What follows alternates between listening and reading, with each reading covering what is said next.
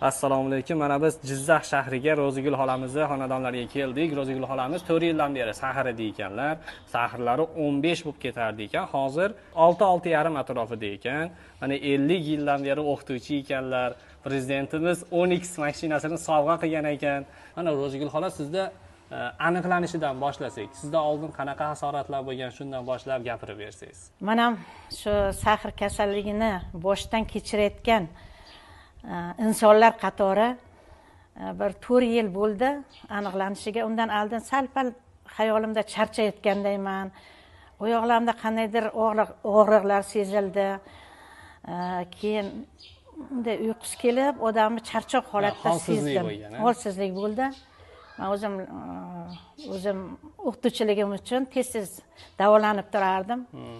Shunda aniqlandi, vahimaga tushib qoldim.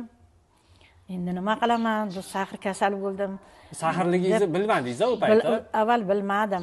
Shu qonni nimasida tahlillardan bilinib qoldi. Nima deyishdi sizga? Sahringiz bor shekilli? Yo, oldin shifokorlar ham boya yaxshi insonlar, nima deymiz endi, tushunadi ular.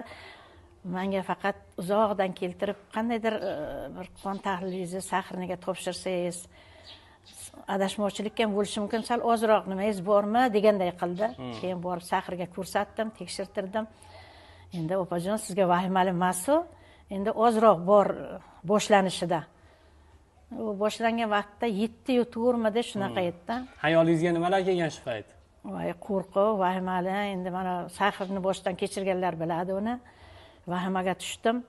Endi nima bo'ladi deb. Endi nima bo'ladi, qanday qilaman? Bolalari nima bo'ladi? Shu hamma narsani o'yladim. Shundan keyin lechinani yaxshi oldim. Olgandan keyin uyga kelib farzandlarimga aytdim. Kenja o'g'lim Telegramga kirib qanday shu sizlar nimalarni topdi-da, o'shandan bu stop diabet qanchadan beri ichyapsiz? Diabet 3 yil bo'lib qoldi. O'sha shu paytda aniqlagandan keyin o'g'lim, shu kenja o'g'lim nima dedi? Kelib aytdi, "Ayajon" dedi, "Shunaqa narsa bor ekan, stop diabet degan nima? Giyohlardan tayyorlanadigan qo'rqinchli narsa emas, xavfli narsa emas. Giyohlardan tayyorlangan stop diabet bor ekan. Shundan olaylik" dedi. "Olib beraman" dedi. "Ha, mayli" dedim. Kenja o'g'lim shuni anaqa qildi, tavsiya nomer sizlarga telegramlarga yozdimi? Keyin olib kelib berdilaring. Rahmat, xursand bo'ldim. Ixlos bilan ichdim. Ichishni boshladingiz.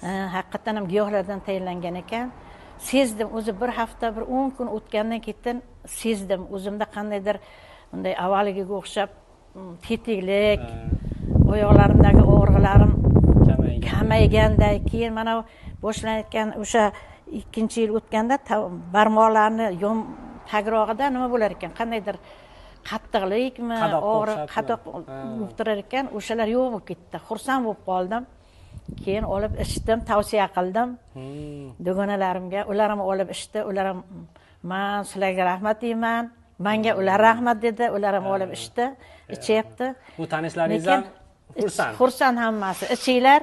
Mana stop diabet foydali, yaxshi ekan, ishonchli.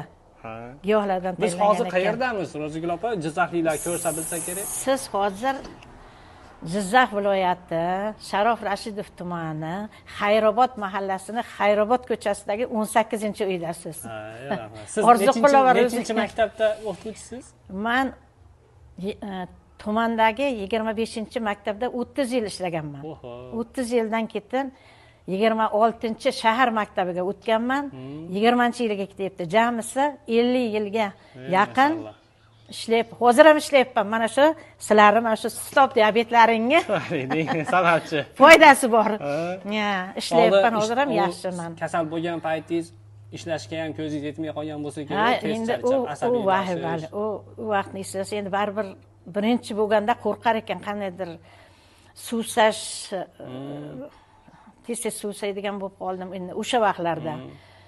Charchoq va ishga bilmasam endi yaraymanmi, yaramayman deb ishlashim kerak, men ishlashim kerak deyman-da. Mana u farzandlarimga ham rahmat. Mana shu stop diabetda olib berdi.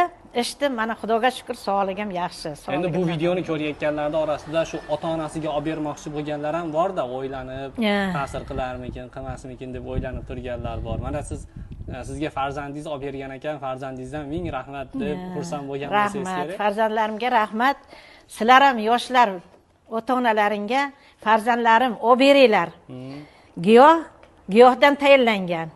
O'zimizni tabiiy giyohlardan tayyorlangan. Ichida menga yoqqani sidana kapsulasi ham bor. Keyin tabletkasi ham bor. Vaqt-vaqtida ichdim. Keyin damlama choyi ham bor. Menga yoqdi. Tashqaridagi mashinangiz haqida bitta gapirib bering. Mana Ro'zigul xolamizga tashqarida mashinasini mana yurtimiz tinchligiga shukronalar aytishimiz kerak. Vatanimiz, yurtimiz tinch, osmonimiz musaffo. Prezidentimizga rahmat aytishimiz kerak. Mana qarang, oddiy o'qituvchiga, oddiy ayol o'qituvchiga mana shunday e'tibor ayollarga, xotin-qizlarga, o'qituvchilarga e'tibor berib, mana shunday oddiy ayol o'qituvchi ayolga Onyx mashinasini sovg'a qildilar. Rahmat. Maşallah. Rahmat. Kuchim yetgancha vatanimga xizmat qilaman. O'sha kuni ham sovg'ani olayotgan vaqtimda ham va'da berganman, va'da. Siz qahramon ona, qahramon o'qituvchi, qahramon ustoz ekansiz. Rahmat. Maşallah. Sizni ko'rib xursand bo'ldik, Ro'zigul opa. Sizni ko'rgan odam sahr demaydi o'zi. Yurishingiz, turishingiz o'zi. Yo'q, rahmat. Mana hammasi sizlarni mana shu stop diabetlaringdan. Bu bir sababchi. Endi odamlar har xil, o'zingiz bilasiz, mana atrofda sahrlarni ko'rgansiz. Sahr bo'ldim endi. Hayotda savuganday bo'ladi. Yo'q, savmanglar. Hayotga intilish kerak, yaxshilikka intilish kerak. Men yaxshi bo'laman, Xudo xolasa.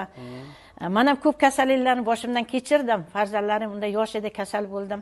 Yo'q, faqat Xudoga nola qilib, men yaxshi bo'lishim kerak. Men mana 6 ta farzand oyoqqa turg'izishim kerak. Mana davlatni farzandlarini o'qitishim kerak. 6 ta farzandim o'qitdim. Undan tashqari 6 ta farzandimni ham o'qitdim, hammasini uyli joyli qildim. Ming qatla shukr, rahmat. Allohga shukr. Rahmat. Joningiz sog' bo'lsin. Ko'pchilik nima deydi, mana davo istash o'rniga o'zini orqaga tortadi-da. Yo'q. Faqat yaxshi niyat qilish kerak-da. Men yaxshiman. Men yaxshi bo'laman.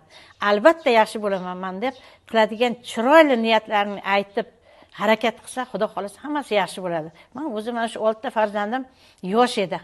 Hammasini yo'q, men kasal bo'lmasligim kerak. Men endi mana shu turmush o'rtog'imni qila olmay qolgan ishlarni davom ettirishim kerak. Farzandlarim oyoqqa turg'izishim kerak deb Xudoga shukr 2 qiz 4 o'g'ilni oyoqqa turg'izib, uyli joyli qilib, hammasini hayoti chiroyli, ishi chiroyli, xursandman. Farzandlarimdan ham xursandman, yurtimiz tinchligidan ham xursandman, prezidentimizdan ham xursandman. Hamma O'zbekistonimizni hamma insonlarga mana shunday sog'lik, tinchlik tilayman. Sizdaqa onalar, sizdaqa o'qituvchilar ko'paysin. Rahmat. Joningiz sog' bo'lsin. Mana stop diabetga buyurtma bermoqchi bo'lganlar, mana nomerimiz bor, 55 kodi bilan 503 0505 ga qo'ng'iroq qilsanglar, o'zlari operatorlar ma'lumot beradi. To'liq ma'lumotni olgandan keyin ma'qul kelsa sotib olishingiz mumkin. Rahmat.